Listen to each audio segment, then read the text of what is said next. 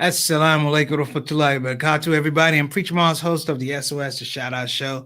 I hope that you're having a fabulous Monday, a holiday Monday. I know some of you are at work, some of you are off because it's a federal holiday. Couldn't go to the bank today. Don't worry about it. It will be open tomorrow.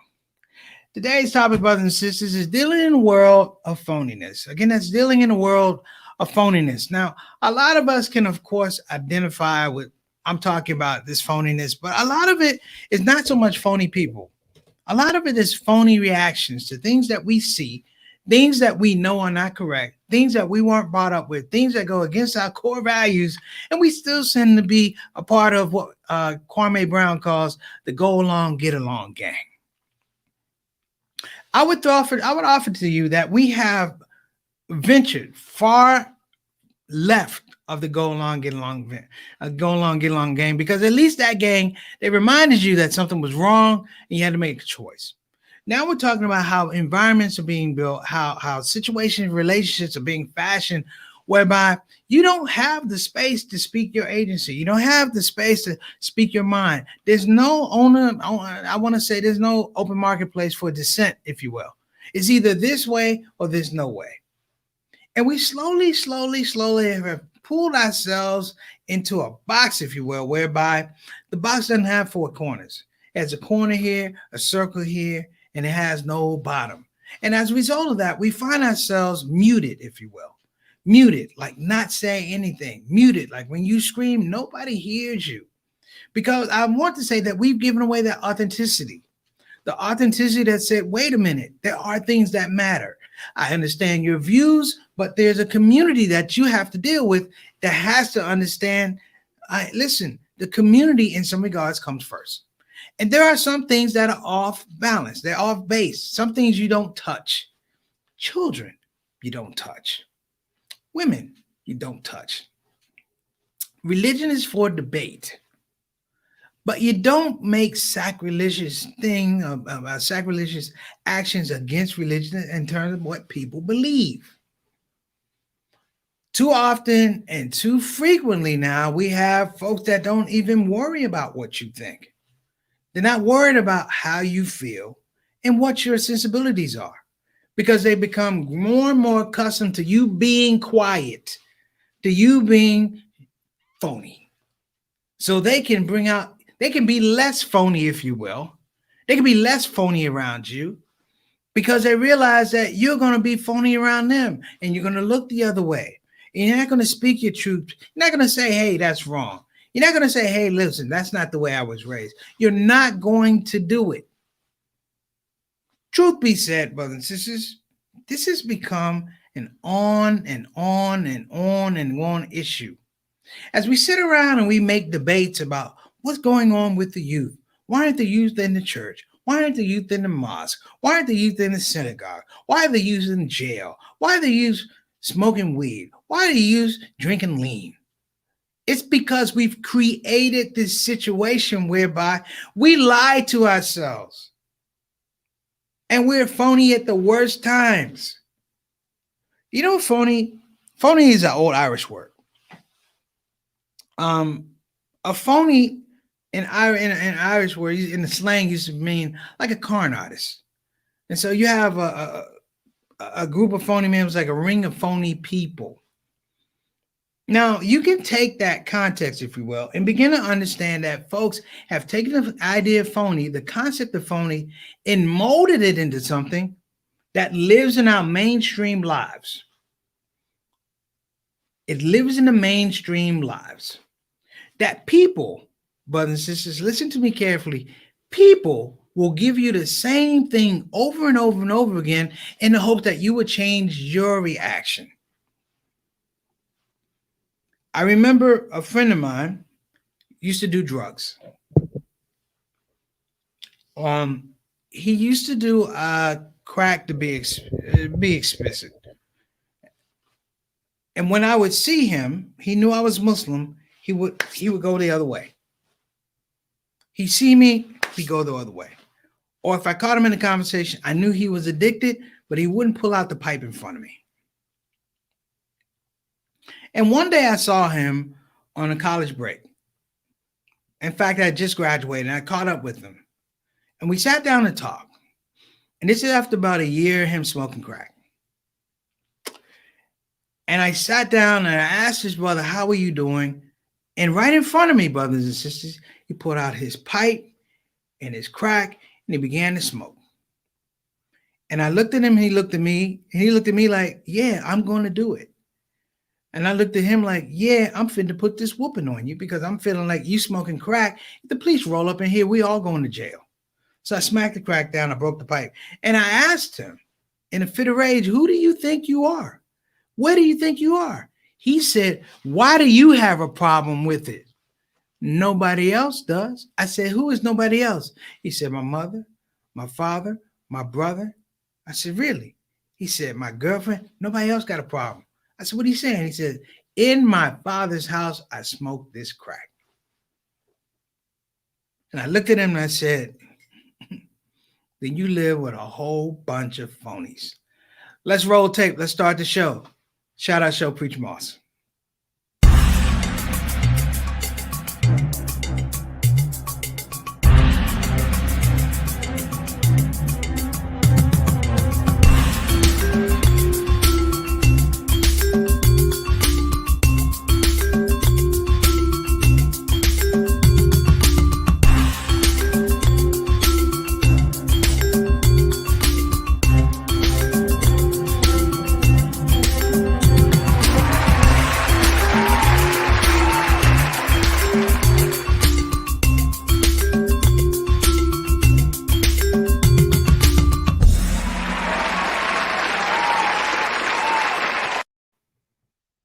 Let me welcome everybody to the Shout Out Show. Again, I'm the host, Preacher Moss of the SOS. Again, I hope you're doing well. If this is your first time coming on the show, we appreciate you, but I have to lean towards brevity and just tell you we appreciate you coming on the show. If you have something that you would like to say, we say put it in the comment section. I'd love to give you your shout out. We appreciate your opinion and your presence. You can get in there, and if you're on YouTube or something like that, please hit the notification button, the like button, the subscribe button. We're trying to get to a certain place with this project. Other than that, I need to introduce our stars in the building. These are the people who come all the time. So let's make sure that we get that up right here, right now. So first off, we got Sister Reed. Sister Reed was kind enough, if you will, kind enough to drop us off and have, again, drop off some food. It looks fantastic. I am happy. I am enthusiastic to get it. So I want to make sure that we are thankful to our craft services person. Turkey Salisbury steak, brothers and sisters, it won't last long. So if you come into my house to get some, it won't be here when you get any. All right. That's number one. Next up, we have our next shout out show person is who we got. We got an ambassador, our Canadian ambassador, Ambassador Altaf Rashid from the great country of Canada, from the city of Toronto. Brother, thank you so much. I call him Mr. Straight Up, Straight Down, Mr. 6 o'clock, always here on time to make sure that the quality of the show is good on both sides of the border. Now, on both sides of the border, Altaf, I know you deal with this, and of course, that's Phonyness. Wa alaikum assalam wa rahmatullahi wa barakatuh, brother. Please do not let my greeting escape us. Thank you for coming on the show, and we appreciate your presence. Next up, my main man, Adam Khan. Adam, I guess you're the Prime Minister or the Attorney General of Canada coming on. We appreciate you. I think that you and Altaf should carpool on the way to the Shout Out Show, save a little money, and reduce that carbon imprint. What you think? Appreciate you, little brother, coming on the show. And yes, I know I owe you a call, brother. I have not forgotten. I heard that message, and I do want to talk to you. We're going to talk about Phonyness today, though. And alhamdulillah, I'm happy to say that the people who are on the Shout Out Show are real, genuine people. No phonies on this episode. Next up, the realest of the real, my little brother, Johnny L. Thomas. What's going on, beloved? Thank you so much for tuning into the show. This is going to be an interesting topic because I really want to look at phoniness in terms of the will of the people. And we're going to be talking about the will of the people, you know, because I'm gonna lay out on this one a little bit. I'm trying to bring it home in a half hour, inshallah. Wa alaikum assalam wa rahmatullahi wa barakatuh. Little brother, thank you so much for coming on the show. And this is my main man. This is my cousin, We call him Little Don. His father was Big Don. You know, we had a show about my cousin passing, and I kind of filled you in, man. His legacy is on the show. We appreciate you, man. His father, big Georgetown fan, as was I think I was a fan of everything your father was, Lil Don. I followed him around when we were kids. You know, I wanted to be a ball player. Like, only thing I couldn't do with your dad was like grow up afro. That was the only thing I couldn't do. But I appreciate you coming on the show, man. Much love to you and the family. And for all of us, let's keep my cousin Donald Foster Sr. in your prayers. All right. And we, of course, we have our consultant producer who's making her way on the spot. We are training an associate producer for the Shout Out Show who will be learning the back end. You know, we believe in training people and giving them opportunities and stuff like that.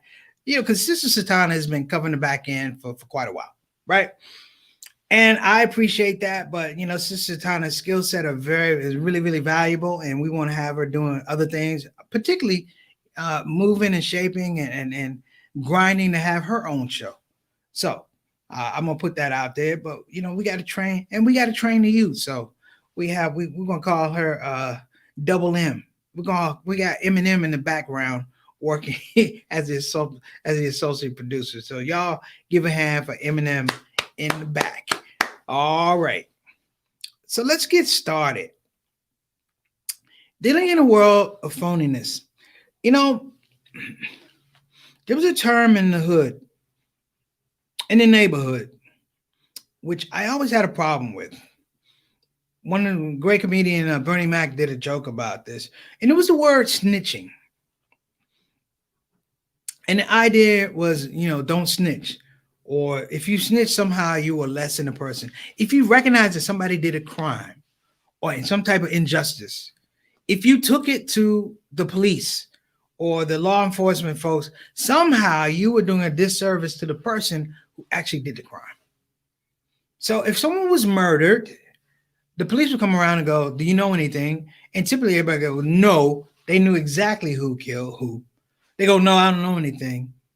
In this idea, this warped perception that somehow they were helping out the community, that this person somehow was going to repent or be a better person by virtue of the fact that you didn't make them come and deal with justice for what they did. They call it, you know, no snitching. But no snitching to me was being phony. No snitching to me meant being phony. And it has been one of the most detrimental things to happen to the community. This idea, brothers and sisters, that somehow the people who do things that are absolutely contradict everything you believe in, somehow we give them pause by saying, oops, it's wrong, but we can't let your wrong be adjudicated by the powers that be. Somehow the person who was murdered or the person who was wrong, it worked out for them. And I've heard criminals laugh about this. I've heard them make jokes about this because they believe that the people who are not snitching are suckers. There are prisons that have people doing long terms because I ain't snitch. I ain't snitch. And it comes from this culture, brothers and sisters, that infers that we be phony, that we be counterfactual to the things that are in front of us, the things that we feel, the things that we know are wrong, the things that we've been groomed on our whole life, right, wrong. I'm not even talking about the white man's law. I'm just talking about natural law, that somehow we've created this space that, oops, it's wrong, but it's not for me to say. You know, in communities, particularly religious communities, the ideology of forgiveness has somehow crossed the line into the space of being phony. That we will take a religious imperative for forgiveness and line it up with being phony. Meaning that the person that you're forgiving, you're not doing them a favor. They're counting on your forgiveness. Why? Because they don't want to be accountable. I give a forgiveness to somebody who I see and recognize is going to be accountable. If not to me, to the Lord, they repent. I have to see the act. In fact, I withhold my forgiveness to make sure that they're doing, because if I don't withhold my forgiveness, I'm just giving it away. I'm being phony. I'm being fake because we talk about religiosity. You know, forgiveness is not a given thing, brothers and sisters. People have to earn it. And understanding the aspect of the damage it does, taking valid principles, core values, and chucking them out of the window and not somehow saying that it's wrong. You know, just the idea of saying something is wrong these days is a very, very powerful level for community balance. A couple years ago, I gave a kutbah. Wasn't the greatest kutbah in the world, but I gave a kutbah to my brothers and sisters in Newark, New Jersey. And one of the things I wanted to make sure about this kutbah was that I gave a concept that tied into religious imperative. And not just a base religious imperative. I mean, religious imperative that's applicable when you walk out the door.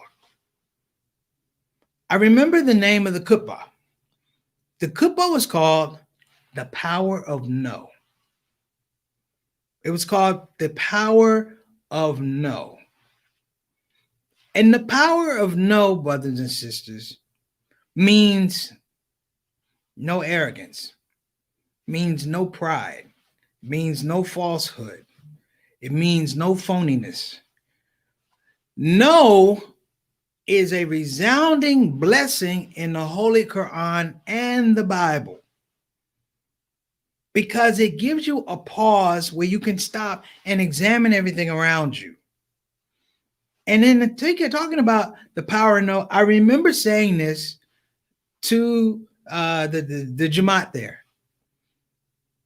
I said, as African American Muslims, we come up with a tradition, brothers and sisters, where we have systemically said the word no at the most crucial times in the face of the worst times. We said no, that we won't do this thing. Oh, we won't do this. And the magic is that we were able to grow vital communities, generations of people, generations of youth, generations of people, foundational structures that were built on no. I'm watching the BET Awards.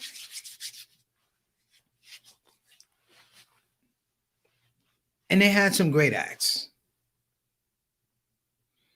I mean, they had little girls with the I don't know what the deal is. Everybody got to show whatever they got. Like, you know, cover yourself up. Okay. And they came to this artist. His name is Little Nas X.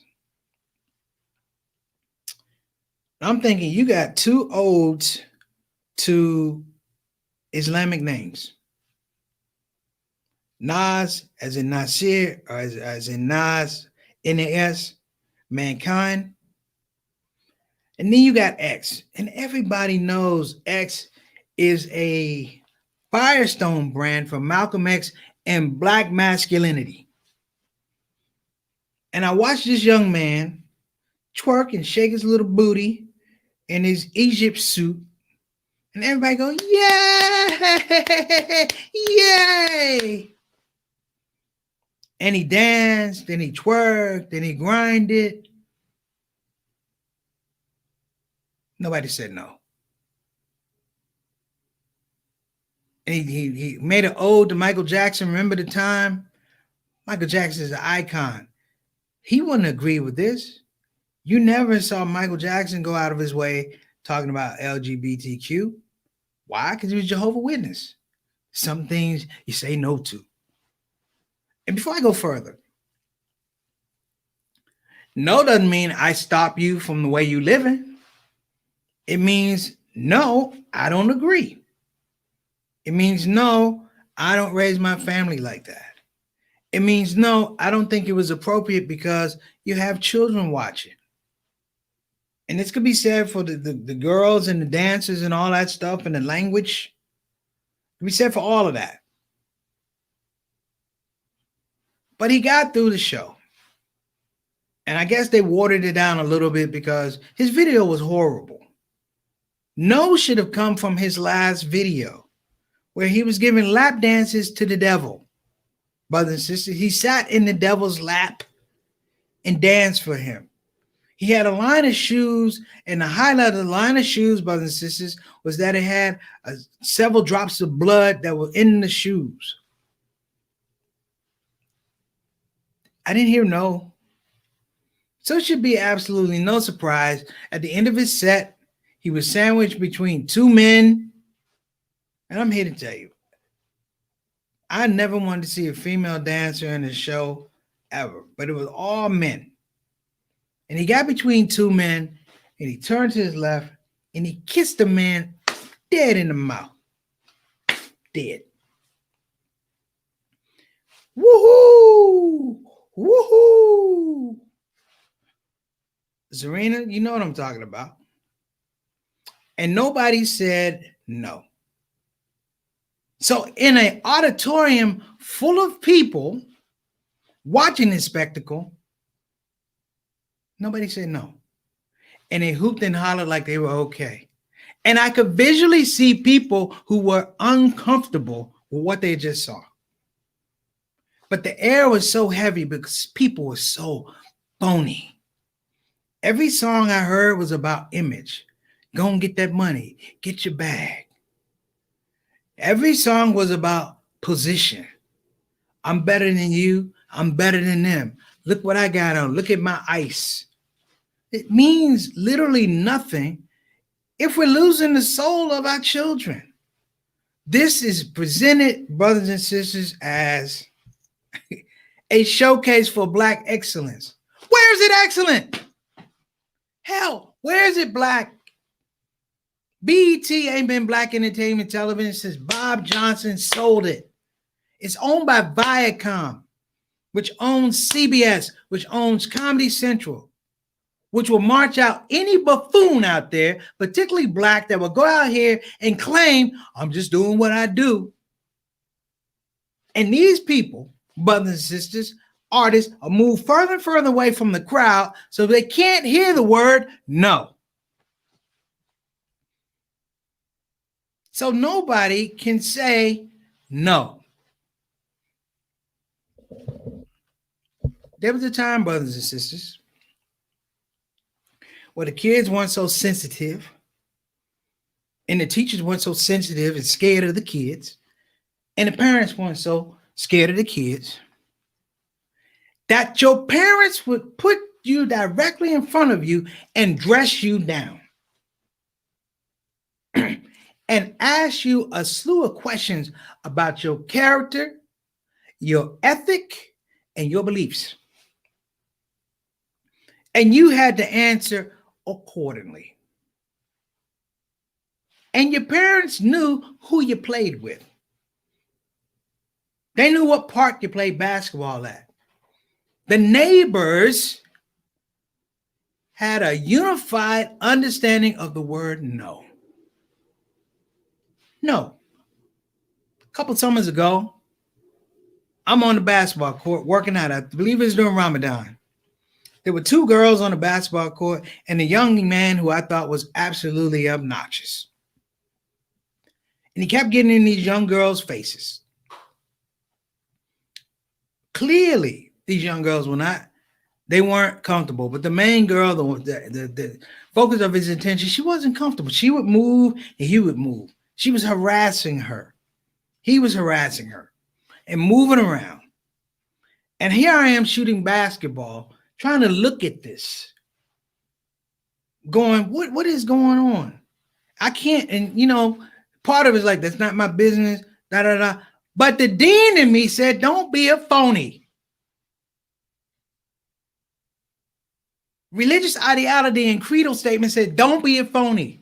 And I realized it didn't matter if I was a Muslim, a Jew, a Christian. This was wrong. And I walked over to this young man who I didn't know and the young lady who I didn't know. And I said, sir, I don't know who you are. but this has got to stop. She's probably tried to tell you in a nice way. I'm going to tell you right now, no. Whatever it is you're trying to tell her, no. And the young guy said, you don't understand. This is going to be my wife. I said, how old are you? He said, 16. I said, double no.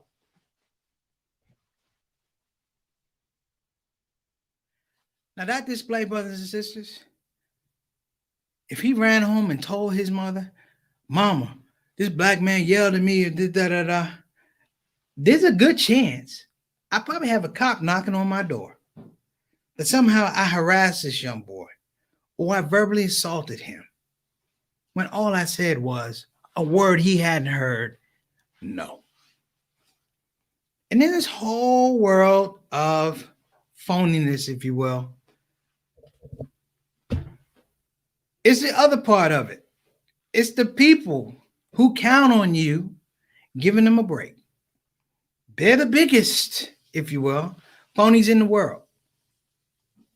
They count on you swallowing your whistle and not making a call. They count on you being phony. They count on you not lending yourself to your own beliefs and saying something.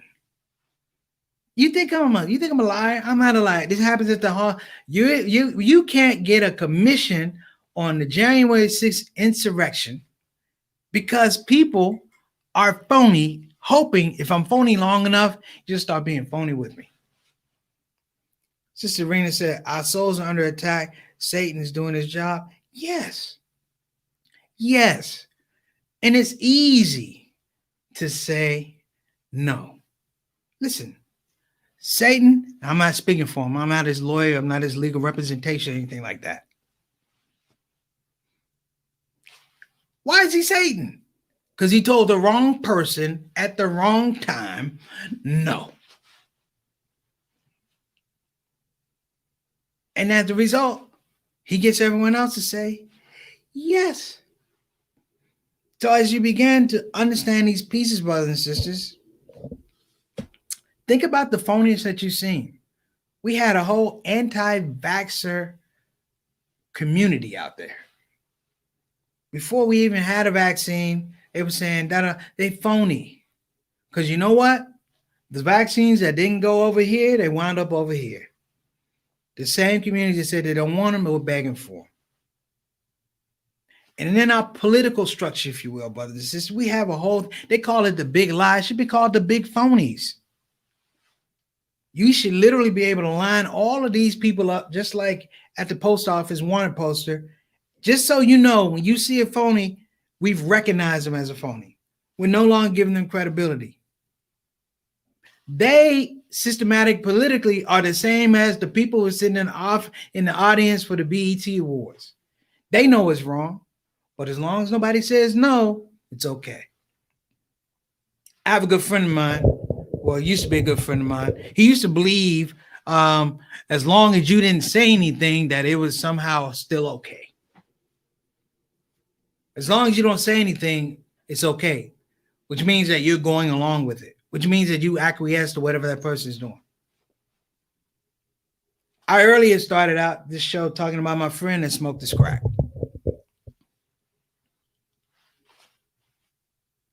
We didn't speak for quite a number of years, probably about 10 and a half. When I saw him, he was, let's just say, life was kicking him in the tail and the teeth on a regular basis. He'd done time and things like that.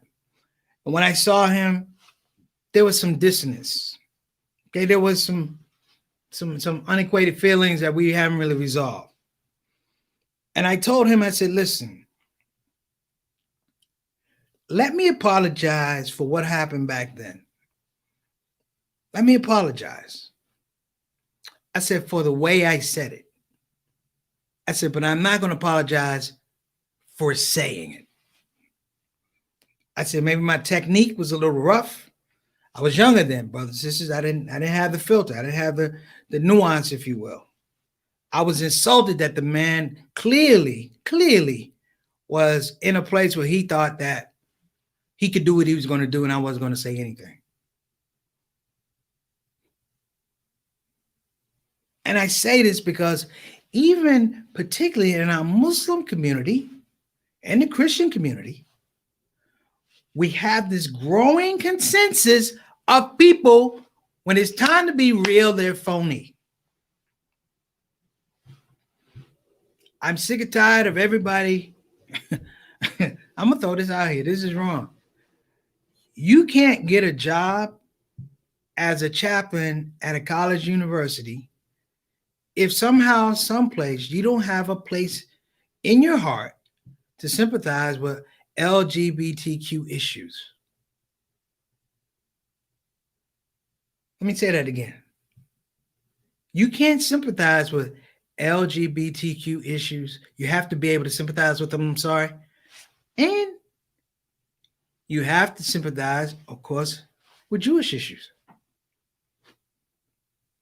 Now, what I'm saying is you sympathize. Did I say 100% agree? See, because people flip, I sympathize with, I agree. I can acknowledge something, but I don't have to accept it.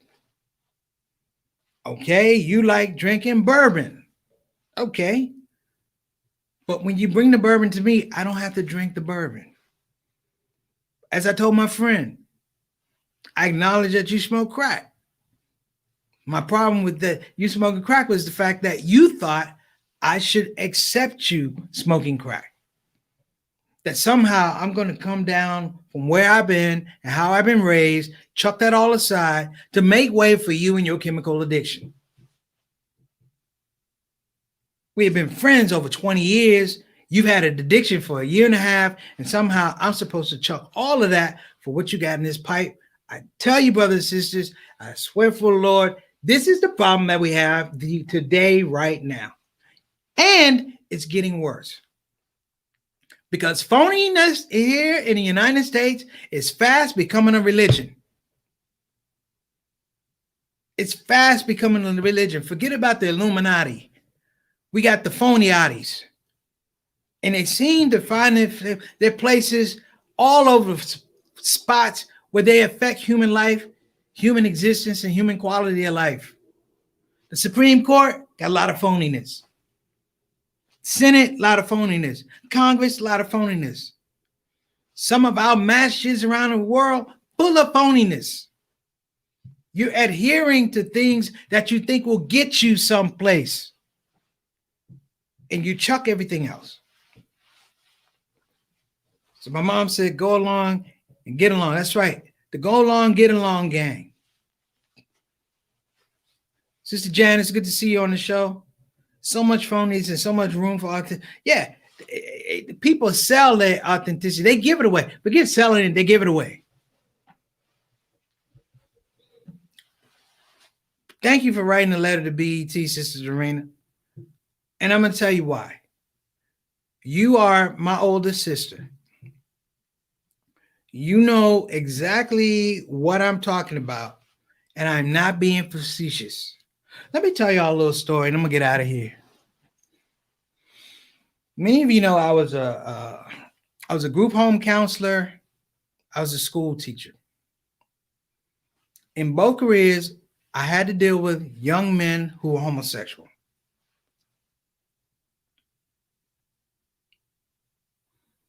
Young homosexual boys, not men, young homosexual boys. And I told one man, young boy, in the conversation, I said, do you know what homosexuality is? And he told me what it is. I said, is that what you're comfortable doing? He said, yes, Mr. Moss, is what I'm comfortable doing. This conversation, brothers and sisters, is with a sixth grader. I said, this is your preference. He said, yes, Miss Moses, brother. I said, well, let me be honest. I said, I acknowledge that. I said, but I don't agree with it. I said, however, as your teacher, educator, and your elder, I won't let people oppress you on that. Let me say it again. I won't let people oppress you on that. I won't let people bring harm to you on that. That's the way you express yourself. But understand, it stops there. I don't agree. I don't agree with it, but I don't agree with people oppressing you. I said, do we have an understanding? He said, yes, we were cool for the rest of the year. Same thing in the group home. This is young boys living with young boys. Well, I said we had one that was homosexual. We had one who was a closet homosexual, but the older one, he was 14. His name was Ray. Sad but true, Ray died of AIDS. But Ray was a funny guy, but Ray was philosophical. And Ray hit me to the game. He said, Mr. Moss, I've been fighting this battle for a long time. He said, the battle is, I know what it is. He said, but to my core, I can't sit around here and be fake around everybody. I can't be phony if this is what I am. And from that point, I said, you know what, Ray? I respect that. I said, and if you can respect that I don't agree with it, then guess what?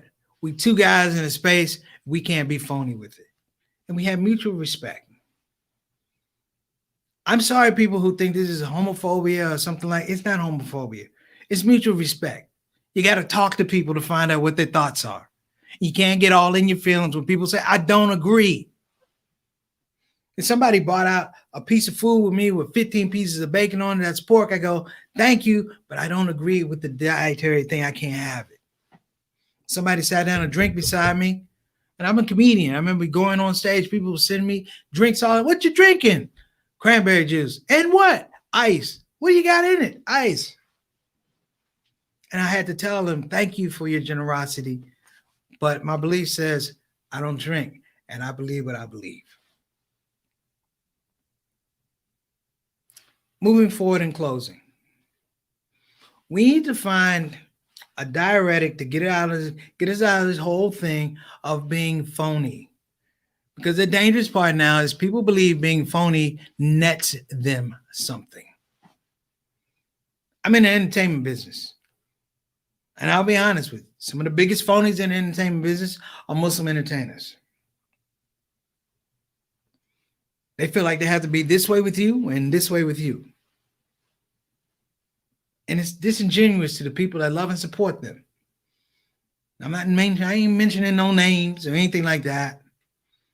But too many of our Muslim brothers and Muslim sisters have been led astray by Muslim phonies or some of the Muslim entertainers that are in this community, who also have the sanction of some very phony Muslim imams in this community and phony Muslim scholars. I'm calling that out today.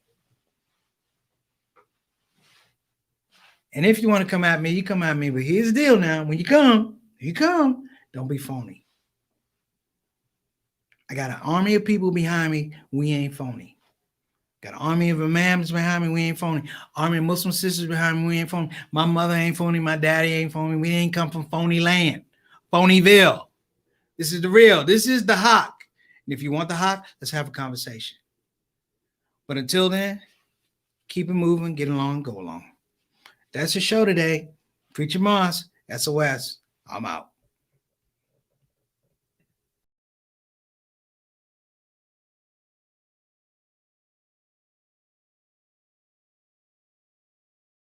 Hey, everybody, this is your brother, Preacher Moss. Listen, I hope that you enjoyed your shout-out show experience. We'll be back with the next show, the next shout-out show. A simple ask before you go, please help your brother out. Click that subscribe button, click that notify button, and I'll see you again on this side of the microphone.